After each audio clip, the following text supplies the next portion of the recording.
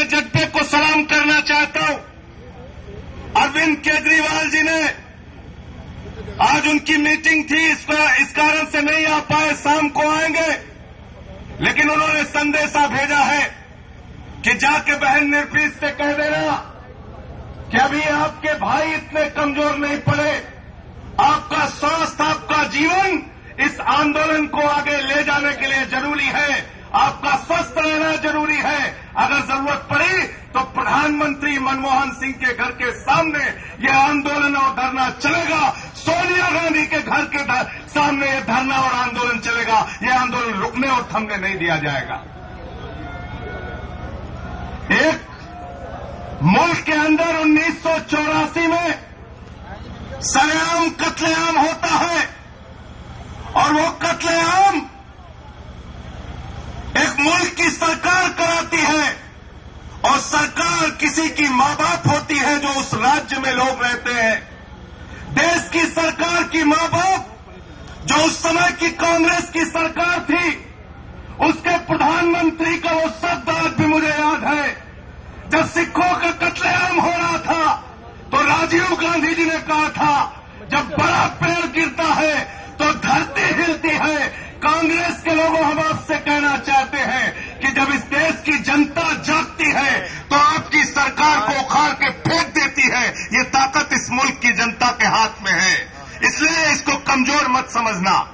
और इस लड़ाई को सिर्फ सिख समुदाय की लड़ाई नहीं है, ये इस देश में रहने वाले इंसाफ पसंद हर इंसान की लड़ाई है, चाहे वो हिंदू हो, चाहे वो मुसलमान हो, चाहे वो सिख हो, चाहे वो ईसाई हो, सबकी लड़ाई है जो इस देश में इंसाफ पसंद है, जो न्याय की बात करता है।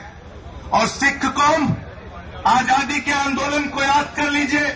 शहीद आजम भगत सिंह, सुखदेव, राजगुरु ने अपने प्राणों की आहुति दी इस मुल्क की आजादी के लिए। शहीद उधम सिंह ने अपने प्राणों की आहुति दी।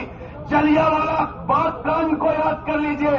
इस देश के सिखों ने आजादी के आंदोलन में जनरल डायर की गोली के सामने अपना सीना तान के अपने प्राणों की आहुति दी, तब यह मुल्क आजाद हुआ है। इस बात को इस देश की सरकारों को याद रखना होगा। 1984 से 29 साल हो गए लड़ते लड़ते, 29 साल हो गए संघर्ष करते करते, आज तक न्याय नहीं मिला। कहती है न्यायालय कि सज्जन कुमार निर्दोष हैं, उनके साथ के 5 लोग दोषी हैं, लेकिन सज्जन कुमार निर्दोष है।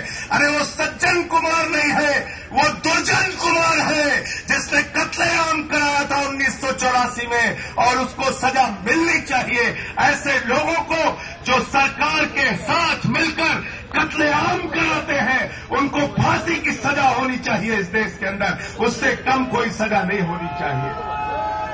इस पूरी लड़ाई में, इस पूरे आंदोलन में पूरी तरीके से तन मन धन से जितनी हम लोगों की क्षमता है, हम इस पूरे आंदोलन के साथ हैं। और जब तक ये लड़ाई चलेगी तब तक, जब तक ये न्याय की लड़ाई चलेगी तब तक साथ में रहेंगे। अरविंद केजरीवाल जी ने एक ही निवेदन और विनती किया है, हम सारे भाइयों की जिम्मेदारी है कि बहन नरप्रीत कौर का जीवन हम सबके लिए बहुत महत्वपूर्ण है। आज अनशन का 6वां दिन है। 44 डिग्री 45 डिग्री टेम्परेचर में इस गर्मी के महीने में 6 दिन से एक बहन भूखी है। हमारे ऊपर, हमारे कंधों के ऊपर हम सभी भाइयों की जिम्मेदारी है कि उनको न्याय दिलाने के लिए पूरी मजबूती के साथ सड़क पर इतनी जोर से आवाज लगाए कि संसद में बैठी हुई गूंगी बहरी सरकार हिल जाए और उसको आपकी बात और आपकी मांग को मानना पड़े। इतनी बात कह के अपनी बात को समाप्त करूंगा। जय हिंद, इंकलाब जिंदाबाद।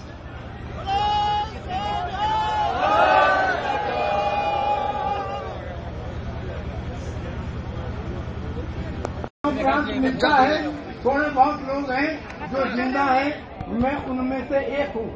आप ही की श्रेणी का हूँ। फौज में कहा जाता है कि अगर कोई आदमी ये कहता है कि मैं मरने से नहीं डरता, तो या तो वो झूठ बोल रहा है या वो सरदार है। आपकी कौम के सामने खड़े होके मित्रों, सज्जन और टाइटलर को मानते हुए मैं ये जिक्र करना चाहता हूँ कि हिंदुस्तान की सरकार ने केवल सिखों के साथ षड्यंत्र नहीं किया, पूरे देश के साथ षड्यंत्र किया। हम हिंदुस्तान के सीधे साधे सच के लोग, हमको बताया गया सहनशीलता